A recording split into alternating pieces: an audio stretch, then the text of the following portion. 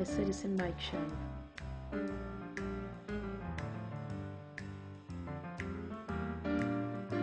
News. Commentary.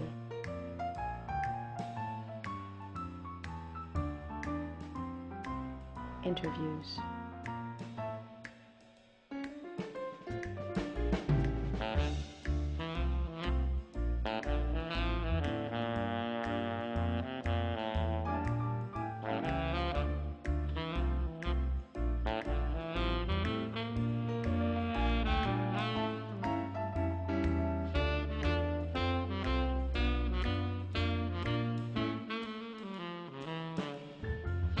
The Citizen Mike Show starts now.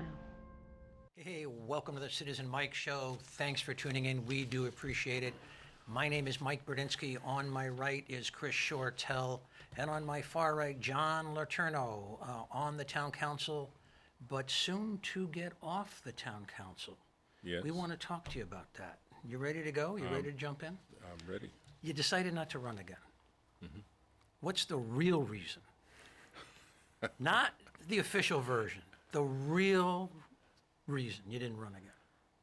I just needed some time off.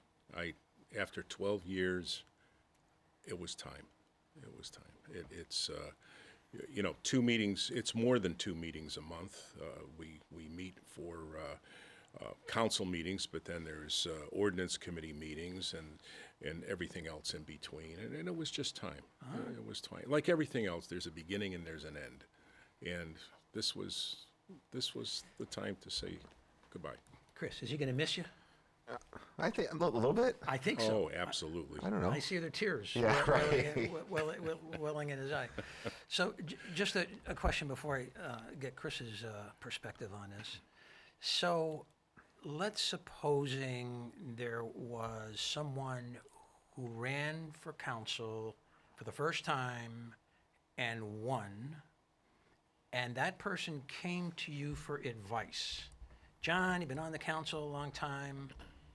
What's your advice for my survival on the council? What would you tell them? I would tell them to make their own decisions, to read all the backup, and if there's any questions on some of the backup material, call the department heads. Be knowledgeable on the subjects.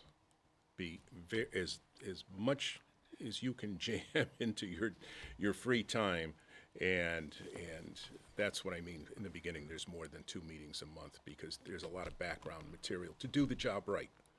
And that's what I would tell the new person is be your own person and vote what you think is right on the subject. Well, wouldn't you tell them beware of Shortell? Wouldn't you tell them beware of that guy? Quietly, yes, I think I would. Chris? John, you have a reputation as being kind of somebody who's very pro-mayor. You never challenge the mayor. Why is that? And no, I'm just kidding. My actual question. You don't have to answer that. Oh, I'm not. My actual question is, no, it's seriously, one of the stories of this election is, we have Christina Tata winning. We have 2 women on the council. And we once again, I think that was the case a while ago. Still a disparity, 7 men. What I think is the underreported story is the composition of the council age-wise. I feel like the council in the last 10 years, and I want you to correct me or not but from your experience, but it feels like you've had Laughing get on at one point. He's I don't think he's 40 yet even now. Marone getting on, he's younger. I'm older than them, but I got on. Some people like Bob Parisi retiring, Rosemary Riscati not being on, so forth. So I guess, has the council gotten younger, and did that mean anything, in your opinion? No, I think it's a normal evolution of people running today for council and other offices. I mean, sure, Parisi was on for 30 years, and he got off. He felt that it was his time to get off. I mean, it's not an office you can hold forever, except maybe the mayor. But it's and that's going to happen. That will happen. It's people age out and they find other things that they want to do. You were first elected in 2007? Yeah. So what was the hardest vote you ever had, or the vote maybe that you really wrestled with in all that time that comes to mind of all those? I don't think there was any one thing.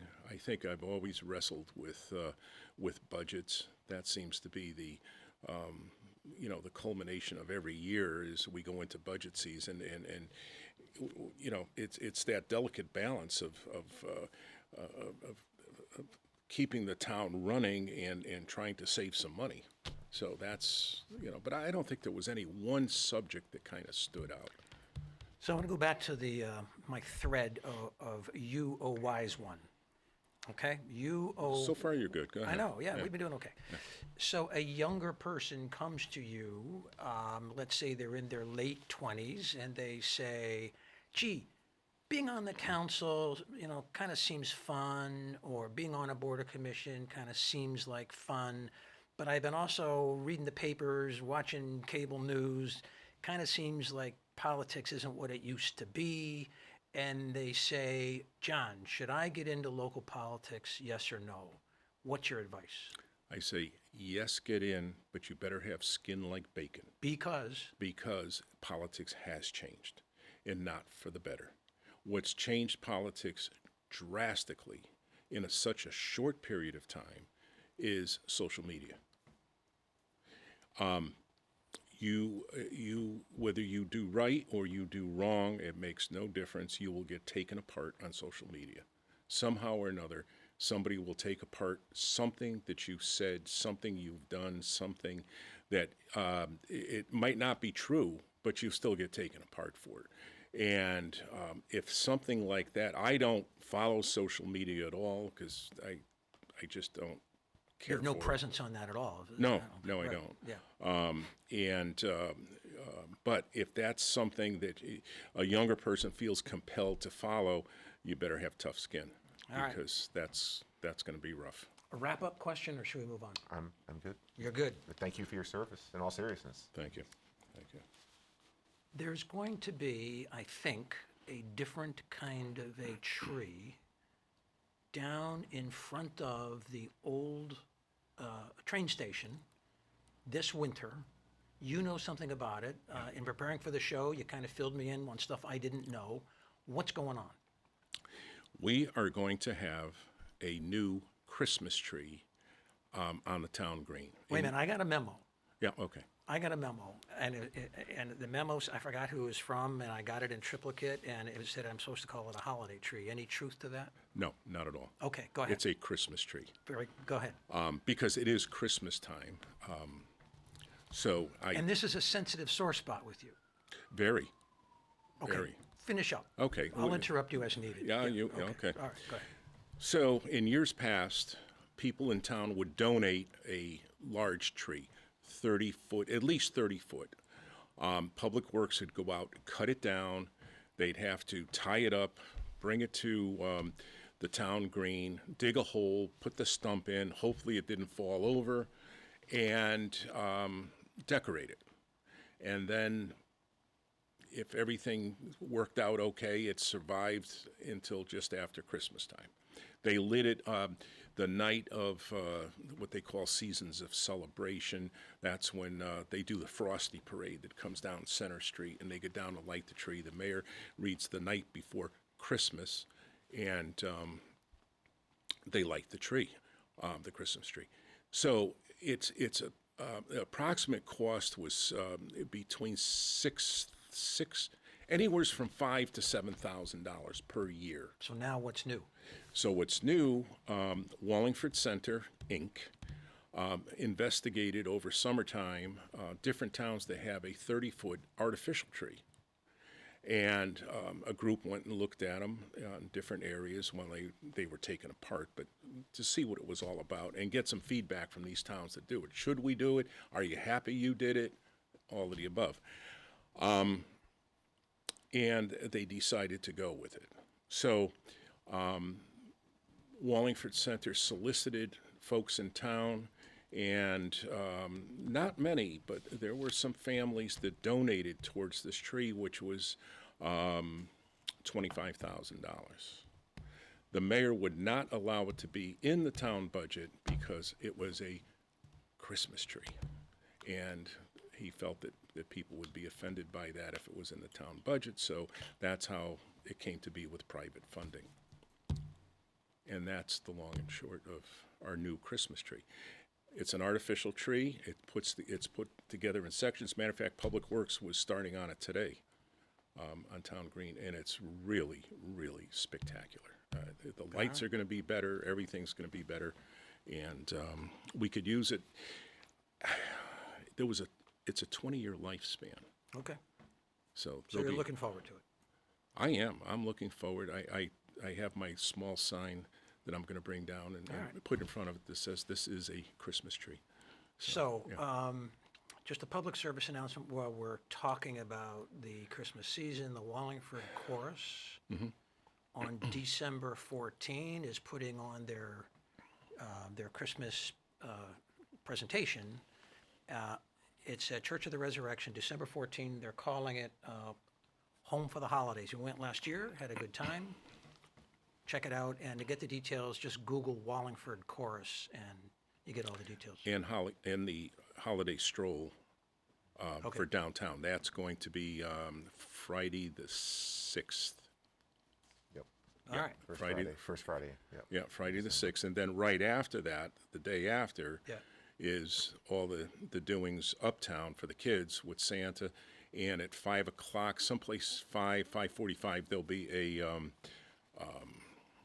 a parade from the top of the hill down, the Frosty Parade. So That'll it's be an well- exciting weekend for Yeah, that'll be well reported by the Record Journal. So, but I want to pivot over to the last council meeting, November 12th. There's an item on the agenda that reappears every year at about this time and about the same language, and it read to consider and approve carry forward to the unspent balance. Well, we're going to explain all this stuff, but just let me read this.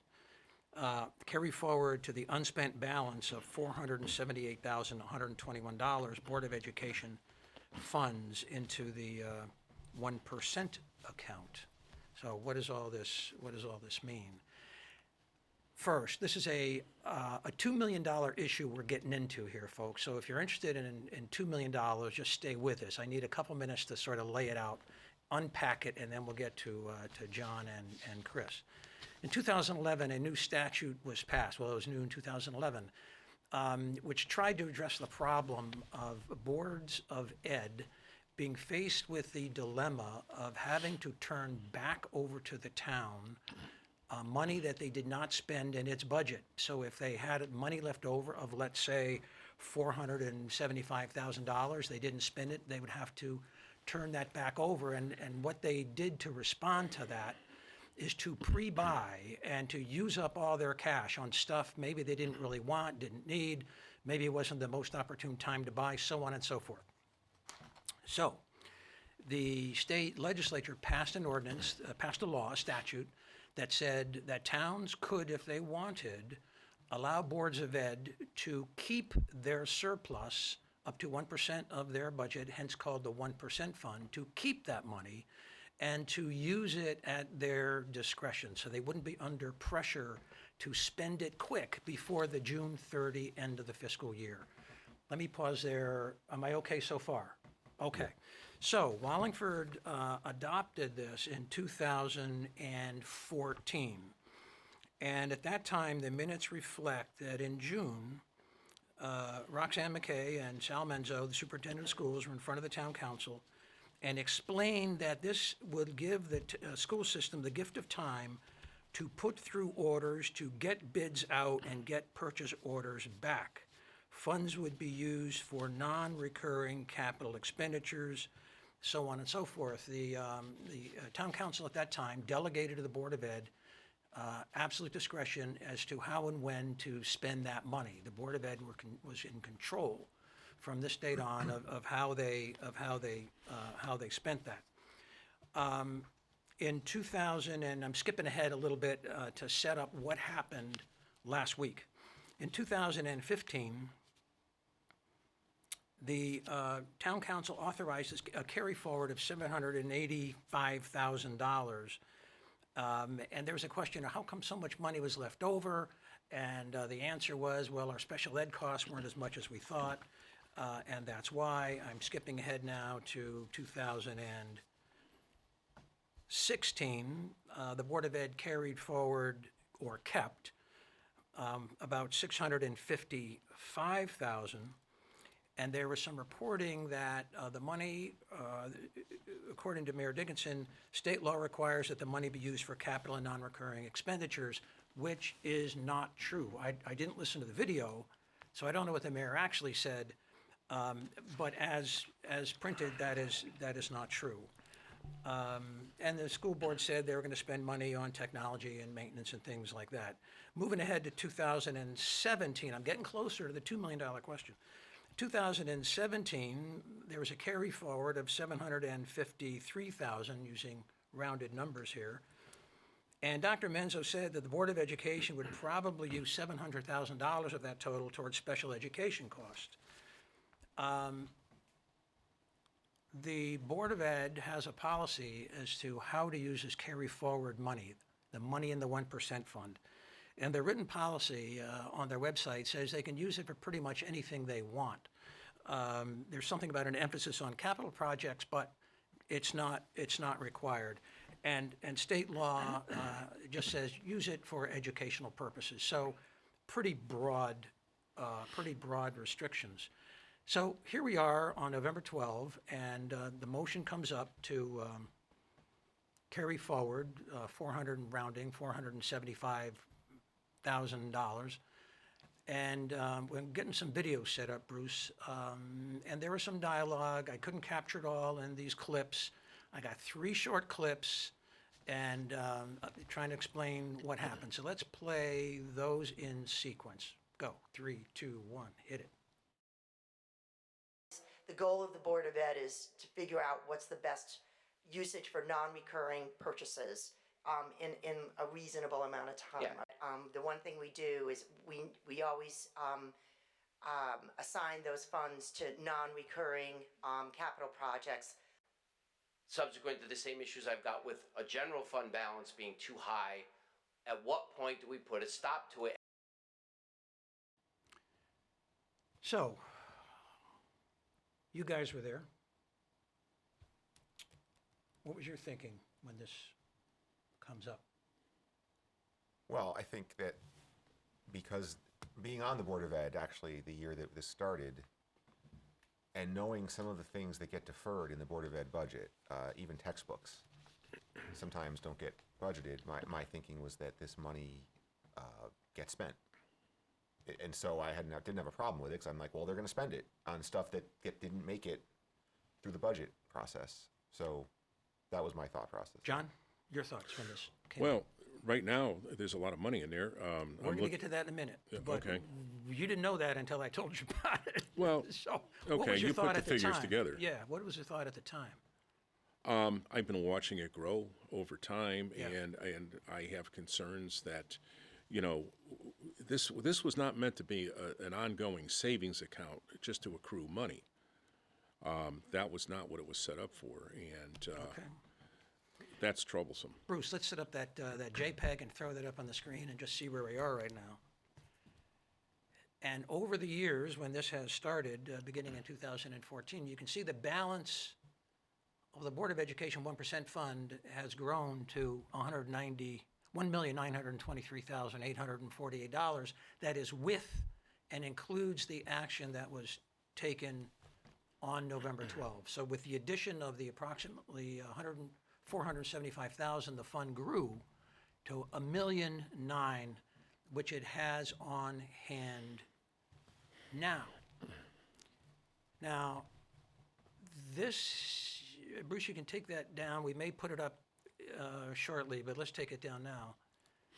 This now has all the appearances of the town's fund balance, the town's general fund, which doesn't grow every year because some years there's a deficit, but that grows and absorbs money, and it's taxpayers' money. And, you know, when I got this number from the comptroller a few days ago that there was 1.9 on hand, I said, well, how could it be that the Board of Ed comes to you again knowing that they have about 1.5 million on hand. They had to have known that at the time they presented to you. They had to have known. They knew they weren't spending it on capital projects, because look, it accumulated to almost 1.5 million as of November 12th. So, John, I'm going to throw it back to you first. And, now knowing that they have 1.9 on hand, would you have done anything differently on November 12 in response to their request to keep the 475,000 surplus? Probably wouldn't have done it on November 12th, but definitely doing it do something at budget time. So you would have allowed them to keep the 475? I would allow them to keep it and talk about it at budget time. What are you going because- to do at budget time? Well, at budget time, that's what the power of the council has over this. We can make it go away. We can force them to spend the money, and how do you force them to spend the money? Is you deduct $1,923,000 away from their budget. I'm being very simplistic about this, Right. but there's other avenues that could be done too. First, we'll see what the mayor does to their budget, and if he doesn't tweak it too much, then hopefully the council will tweak it. Maybe not take it all away, but take a good chunk of it away, because again, it's not supposed to be an ongoing savings account. We're gonna ask you how that's worked out in the past, but I want to go to Chris Shortell first. Chris, if you knew then what you know now, they're sitting on 1.5 million and they're asking for 400,000 more, you would have said $475,000 more. You would have said, sure, take it, right? Maybe. Let me explain, though. They have a strategic plan, and I know you've talked a lot about their strategic plan vis-a-vis the facility study, but their strategic plan encompasses all the buildings, not just the two high schools and the two middle schools. So, and I'm looking at it right now. They have a lot of deferred purchases in that plan, things like security cameras, drinking fountains, and they all add up. So I know that there's places to spend this money. But they haven't, is my point. That would be the question. but to- 1.5 million, they Right. sought not to spend. They apparently didn't need it that much. Well, to John's Take it, point. I didn't mean to yell at No, you, it's, but I'm used it's a to it. matter of emphasis, but go ahead. It's just, let's talk about CMAC next. So, Right. to John's point, though, I think budget time is where we do have to hold them and say, so, because I'm looking at they have this budget, this plan out till 2021 Yeah. fiscal year, and they've deferred a lot this fiscal year. So I want to understand, okay, what's the total amount of stuff you're deferring, and are you going to spend it? Yeah, and I think another point that you didn't get it in the clip, but a point that I made when I asked about this amount, the business manager, who's a great guy, does a good job, but his response was, well, $400,000, it's a drop in the bucket when you look at their overall budget. Well, in 2014, when I was on the Board of Ed, the mayor reduced the Board of Ed budget by $525,000, which by their definition would be a drop in the bucket. But that argument that was never used then. But it was the end of the world. You had parents in the room, and that ultimately got All heck broke loose. All heck broke loose. So I'm surprised at you two guys. I really am. So we don't know what the mayor's budget is going to say, but let's supposing the mayor gives the Board of Ed what he usually gives them. I'm going to make up a number, 2%. Gives them 2%. And now it comes back to you, and you're telling me you're going to cut them by $500,000? You're going to cut them by $750,000? You're going to cut them because they have $2 million in their 1% account? Really? Maybe. I don't see that working out. Out of 1.9 million, you could take So you're going to vote to reduce 1.5. the budget because you're I off the won't hook. be You're there. on I'll be in the hook. audience. Yeah, you're in the safe Get the spot now. microphone. Yes, I'll be at the microphone. Can you really truly imagine the council saying, we're gonna short you by $750,000? Yes. Well, I imagine that It's they're only 6 months away. I'll be. write it down. right there with I don't you. know the amount. And I don't Oh, want there'll to- be pushback. There absolutely will be. Absolutely. But why wasn't that's the a given. pushback on Tuesday, on November 12th? Why wasn't that the pushback? I didn't know they had No, that much you money. don't get it. The difference is Tuesday night, we Right. could ask them not to do it, but we can't tell them.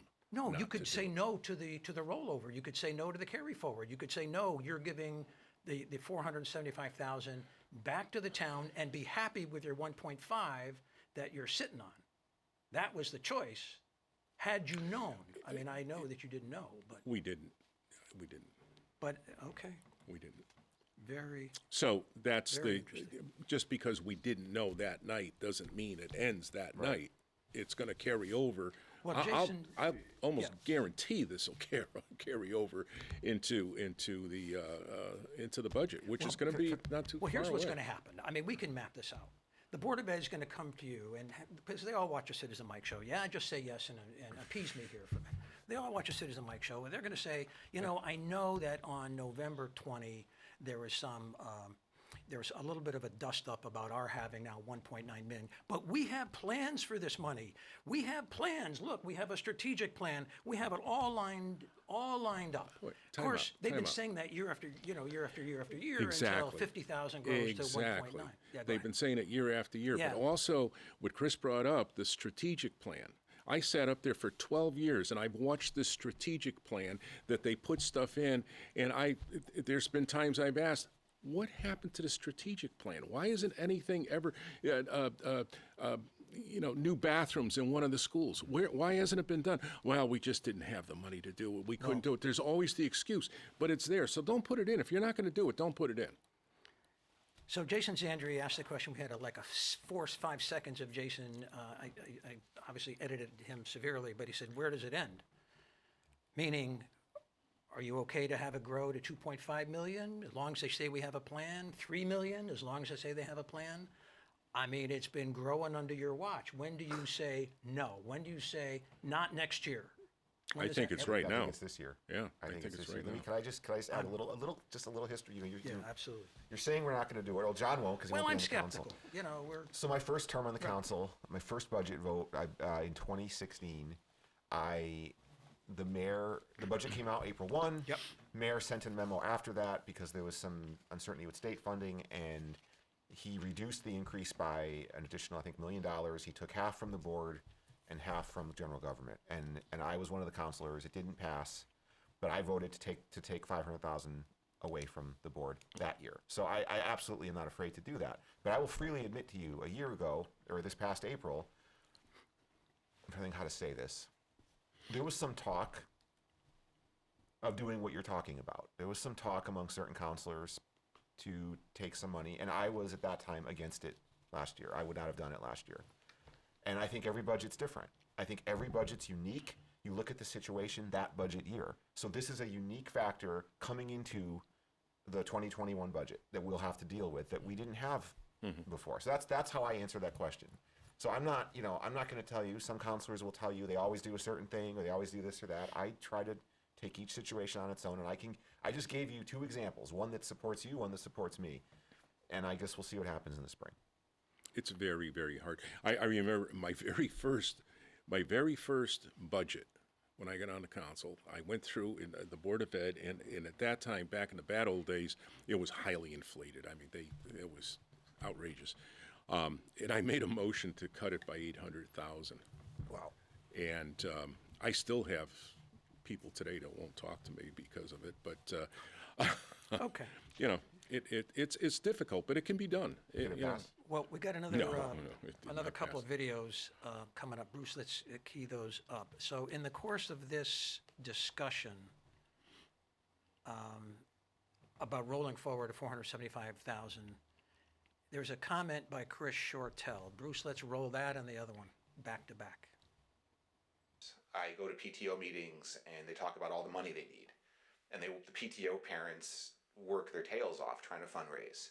You know, the schools are I think every school is even being asked to create a float for the 350th parade, which is a whole nother issue. So that's just an example. But I mean, it's hard for me to look at almost $500,000 of surplus and then know that those things are happening. Slowly over the years, we've cut the allocations provided to our teachers because at the end of June, at the end of our fiscal year, some of those allocations were not fully expended. So, you know, if I was a teacher and I was given, XYZ dollars, I would spend it down to the last penny. So, I mean, I get concerned when I hear, on one aspect that teachers don't have resources when we've cut some of their resources over the years because they were left unused. So do teachers spend money on school supplies? Some do. Absolutely, some do. And my point, and maybe I didn't make this clearly enough in the meeting, is to me it's a philosophical point. If one teacher is spending money on books or supplies, That's one too many, especially with, and this is before I realized the aggregate amount in that account. But I mean, the Board of Ed's rolling in money. They're 2/3 of our budget. And so that is bothersome to me, absolutely. Now I'm not saying Roxanne's wrong. Maybe the majority of teachers aren't. The other thing I would throw out though is I think there's a divide between maybe the elementary level teachers and the upper, the high school teachers. I don't know, and that's where maybe it's more on the elementary side, and that's where my kids are, so that's what I see. And maybe at the high school and middle school level they're not, but it's concerning to me. John, do you pick up anecdotal reports? Yes. It is, it's the lower grades. The higher grades, maybe if there's what Roxanne referred to, that, they can take money away from, teachers haven't spent that money. I think it's in the upper grades. The lower grades, the teachers are spending money, and it's been years. They've been doing this for years. Now, to the point when they spend that money, which I learned today, that $250 of it, they can take off their income tax. They can declare it on their income Not that tax. much of a savings. Well, the But fact that just goes to show. Wait a minute. It Yeah, goes go to ahead. show that they're not spending $5 or $10. Okay, if they're spending that kind of money to take $250 off of their, so I'm sure they're spending more than that. And I've heard teachers that'll spend up to the average. What was given to me today, the average is $1,100 per teacher. So That's the is average. this a good thing, a bad thing? Is this something that should be remedied, addressed, investigated, or do we just address it on one Citizen Mike show and then move on and forget about it forever? I think when it comes around to, again, when it comes around to discuss this at budget time, that, teachers should not be taking money out of their pocket to buy consumable Yeah, but goods. what happens Take it out when of here. Take it out of here. Take it out of the surplus. Take it out that of the surplus. The 1% The fund. 1% fund. That's what it should, not only strategic, but it should be used for this also. If these teachers need those supplies, you got to give them the tools to work with. So whatever they're buying, whether they're buying, I understand it's a lot of pens, pencils, crayons, and in the lower grades and that type of stuff, which, you can say, that's not a lot of money. In the aggregate, at the end of the year, when the average comes out to $1,100 per teacher in the lower grades, that's real money. Chris, Yeah, you said more on that during that Well, meeting than we had the clip for. Yeah, I think, well, the other part of it is that, there's this whole issue with the float for the 350 parade. I don't know if we want to get into that, but I know that at least the PTO of the school my kids are at was approached about building a float, and PTO I think I'm not on my wife's on it. I shouldn't talk about it maybe, but that's not a PTO fund building, and I think they agree with that. I mean, I think that building a float for a parade is not going to help a student. So the fact that was even asked of every school is another issue, is a resource issue. But I agree with John on that in terms of it shouldn't be something they should take out of their pockets for school supplies. So I want to fast forward. You have the budget workshops coming up in April. Right. The Board of Ed comes in front of you. They say what I project they're going to say, that, some people have commented on our $1.9 million on hand. Here's our plan for it. In the back of your mind, teachers are spending money on school supplies. How do you drill down to get the facts you need and to craft a remedy? Well, I don't wait to see what I always go to that first workshop. So they do a series of workshops in January. I don't go to all of them because I'm not on the board anymore and I have to live my life. But I do go to the first one. I go to there's a rollout that they do. Usually it's the first Monday of the year, maybe second Monday, where that's the initial ask. It's always the one that they know they're not going to get. They ask for a 7% increase, and it gets out in the paper, and that's what's out there. And then they whittle it down. It's very, very well done from a PR perspective. But that's where that's the place where I go, and I go as a parent. I don't go as a counselor. I mean, I go to be informed, but I actually go as a parent. And I've asked questions in public at that forum. So I think that's where I plan on starting. We'll see if anything changes. But there's been a lot of national reporting on this issue, so it's not being made up out of whole cloth. I spent maybe 10 minutes on Google, and it came up with three articles. I'm just going to read the title and the lead sentence, but because this is a national phenomenon, apparently. August 9, 2019, from the Business Insider, the headline, teachers in the U.S. are spending $500 of their own money on school supplies like crayons and chalk, and now they're turning to a viral hashtag to ask strangers for help.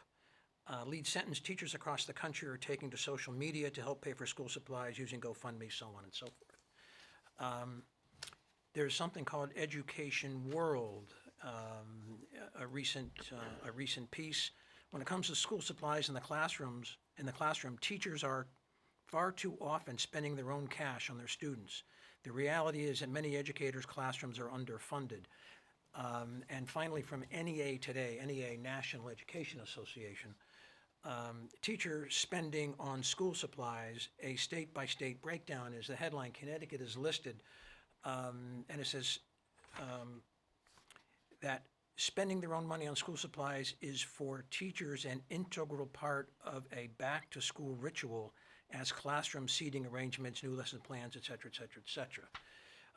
So this is going on, and I didn't think it was impertinent or irreverent to raise this question in a Wallingford context, although some may not be happy that we're raising it, but it's happening nationwide. You picked up anecdotal evidence, that it's going on in Wallingford. It'd be interesting to see if we can drill down and get some real facts. Certainly Roxanne McKay did not support the contention that teachers are spending money for their own classrooms. John? It might be, a teacher in Tennessee, That's true.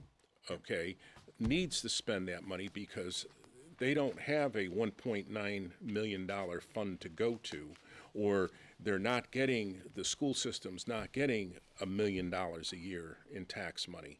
So, there's a lot of school systems out there that are very poor because the area just can't support it.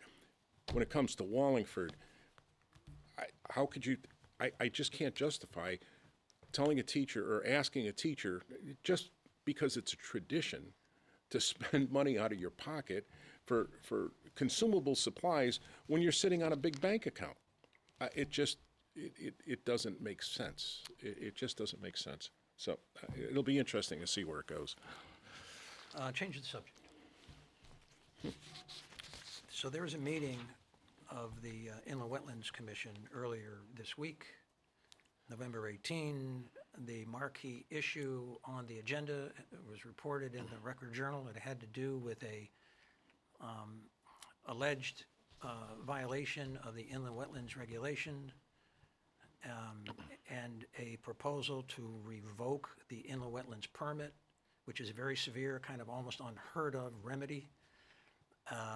A proposal by the Inland Wetlands Commission, or was on the agenda, to consider pulling the $5,000 bond.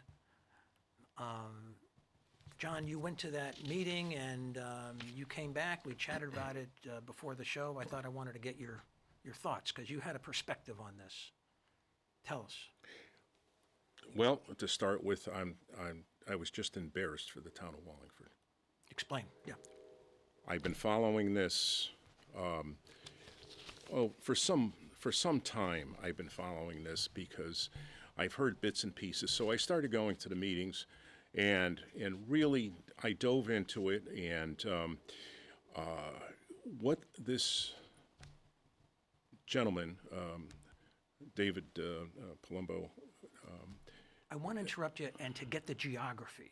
Where is this piece of property? So- Explain that and then continue on with Okay, your so story. this is a railroad unloading facility.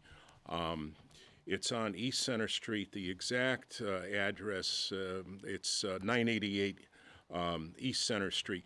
So if you're going out East Center Street, you go over 91, there's North Airline Road, and then just past North Airline Road, between that and the railroad tracks, to the left, there's a yard it's not paved, but it's a stone yard, and there's one building left over there. And rail cars come in, and they carry a specialized sand, and this trucking company takes that sand, unloads the rail car into into trucks, and they truck it out near Danbury someplace. Okay, so what was the issue as you saw it, your perspective? Well, there were multiple issues. So, just a quick history on this.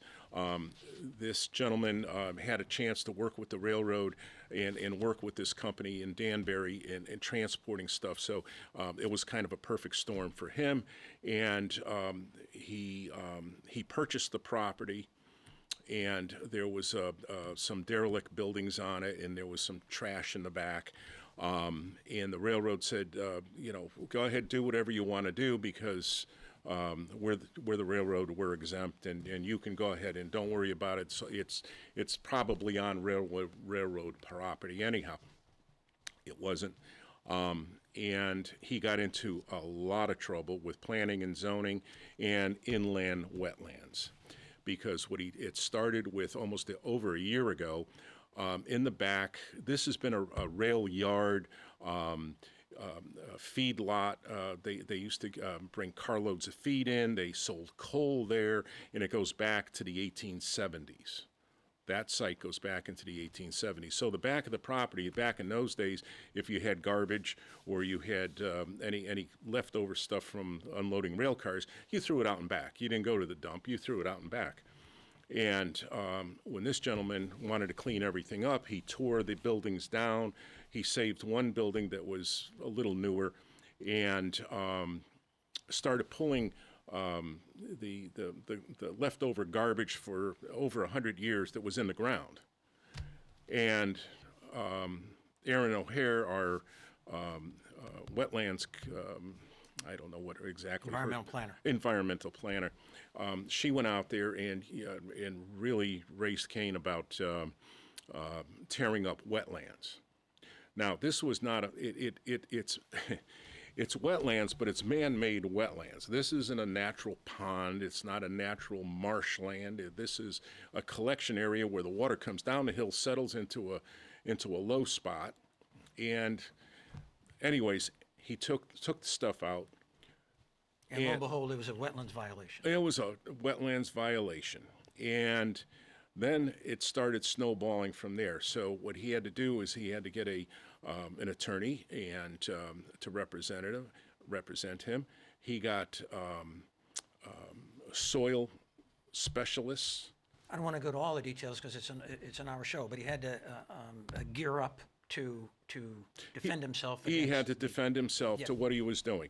So they finally, after many, many, many meetings, they finally all went out there. The whole commission went out there. I went out there with them and looked at the site, and it was absolutely pathetic what they put him through. But anyways, he said, fine, I'll do it. Whatever you want. I'm sorry that this, for whatever reason, happened. I'm sorry. I thought I was doing okay. But okay, let's move forward. What do you want me to do? So they put a whole list together that they wanted him to do, and he had his soil experts and planting experts and all of that, and he was going to do that. Now, he had a time frame, and the time frame on that was he had 5 years to complete all of this. And that got overlooked. Somehow it got overlooked. And Miss O'Hare decided to pull this meeting, a special meeting, because there were not 100% completion. And he's still within his time frame, but he has paid to have all the plantings done. And it's considerable plantings, down to, I mean, it's just bear with me a minute here because it's kind of important. But there was 55 trees, 60 shrubs, there you 200 go. plugs of marsh plants. 200 plugs of marsh plants, and it goes on and on and on. And he had to realign a pipe and put special stone down in the pipe. You thought this was unjust, apparently. Absolutely. Because all he did was make the property better. Okay, I'm going to stop you, and I'm going to digress and go into a little description of inland wetlands. Just bear with me a little bit. So one might think that if you buy property, let's say you buy a 2-acre parcel you can do anything you want with it. That if there's a little low spot that's marshy and there's turtles and frogs and salamanders and habitat for animals and critters, you may think that those turtles and critters are all yours, and maybe they are by law, but you would not necessarily think that the state of Connecticut would have an interest in that marshy area, which might be defined in the law as a wetland as determined by soil samples. Just may not occur to you that the state would have that interest, and the state enforces its interest through local inland wetlands commissions. So an unsuspecting property owner who may be naive may go and treat the land like his own in disregard of local inland wetland regulations, and he might start treating the land as his own and filling or digging or rearranging stuff on the property to develop it. And if he happens to go into a designated wetlands unknown to him, and I'm not saying this is what happened to this guy that you're talking about, he can run into a lot of trouble. And one of the powers that the Inland Wetlands Commissions have across the state is they can order the owners to take out the fill they put in, or to put the land in the condition it was in before you start messing with it. So I'm using that description as a rhetorical device. It's oversimplification as a rhetorical device to try to get into the subject matter. Now, I'm done with that. You take it from Okay. there, but you only got 3 minutes or so. Okay. Yeah. Thanks. Okay, so fast forward, he did that. He did that. He said, I will plant what you want planted. I will fill what you want filled. I will give you more land than I took away for, there was a point 0.4 of an acre, I think, something like that, and he's going to give them something like almost a full acre of wetlands. So they were going to get more wetlands than what he took away. Okay. Still coming forward to this, he paid the contractor to plant the plants. It's 90% done. It was 90% done. They ran out of time. The contractor ran out of time and said, look, if I put this stuff in, you're going to have to replace it in the spring because it's going to ruin over the winter. So we'll just put it in the spring. That was not good enough for Miss O'Hare. Miss O'Hare decided to pull this off, and she petitioned one of the earlier meetings to have this public hearing and to pull the bond. And now, that being said, there was a lot of legalese that went into this also, because our town attorney jumped into it and said, before you do that, you didn't specifically tell him, you suggested he did this. Let me take it from here. Yeah, go ahead. Because in the interest of time. So there's another side of the story, of course, and that is that the position of the environmental planner, inland wetlands, or both or something, they were taking the position that it was a violation, the owner knew about it, and there was foot dragging and delay and unnecessary delay or unreasonable delay, and they were going to exert the serious remedy of pulling the inland wetlands permit and to pull the bond. Obviously, there's a different perspective from the owner's view and the inland wetlands view, but to wrap it up, and then I want to sort of get your final view of it, everyone was happy in the end because the town attorney said in her letter that the Inland Wetlands Commission or the environmental planner or both overreacted and there's no need to pull the bond. It was not the right thing to do. Setting a fall deadline was too harsh and not consistent with prior orders. And so this sand unloading operation apparently is going to live happily ever after, as long as they finish this work in the spring. They have till May, I believe it's 20 May something, 20th yeah. to finish it.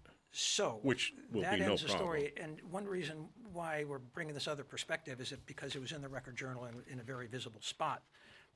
And so this is sort of editorial rebalance of that story, this discussion that we're having now. Chris, we kind of left you out of this conversation. Thank God. I don't have any. Mike, I just want to. Yeah, go ahead. I just want to, because you were very kind, to the state of Connecticut with their, their inland wetlands and the laws are the laws and all of that. It's not true. Oh. Because what they put this fellow through for a year. Yeah. And that's where I was embarrassed for the town of Wallingford, what they put him through.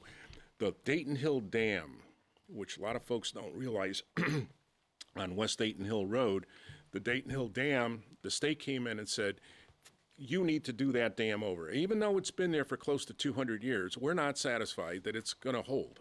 So what they made them do it over, and when they went in there to do that, they drained the pond.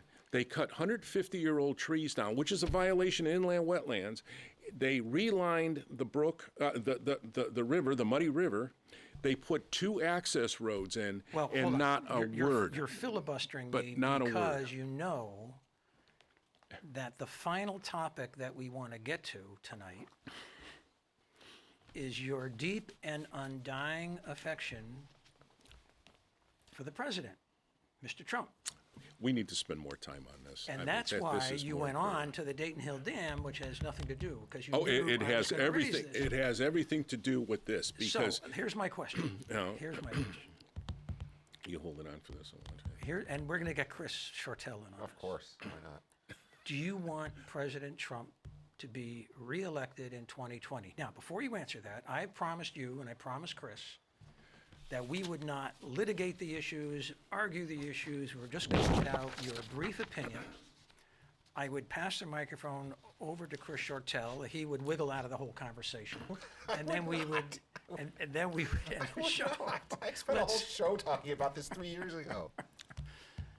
To my question, do you want Trump reelected in 2020, and why? He will be elected in 2020. Do you want him to be reelected? No, I didn't say I want him. I said he will be elected in 2020. Do you want him to be reelected? If right now, looking at the field, yeah. Looking at the field, yeah. Because Because I haven't seen anybody I haven't seen anybody come up to challenge him on the Republican side. And the Democratic side, the field of the cast of thousands, the only one that probably could give him a decent run would be what's her name? no, from What's New his York. name? He hasn't declared yet. Bloomberg? Bloomberg, yeah. Chris?